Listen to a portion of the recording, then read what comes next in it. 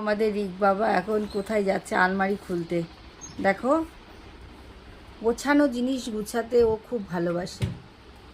আলমারিটাও এখন খুলছে, দেখা যাক কি করে ও।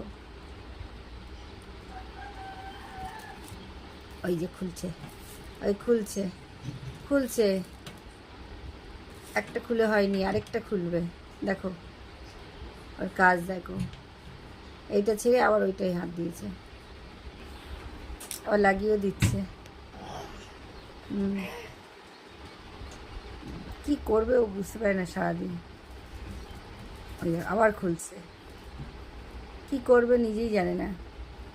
আর ইঁদুর ঢুকে তো আবার সব জামা কাপড় কেটে দিয়েছে।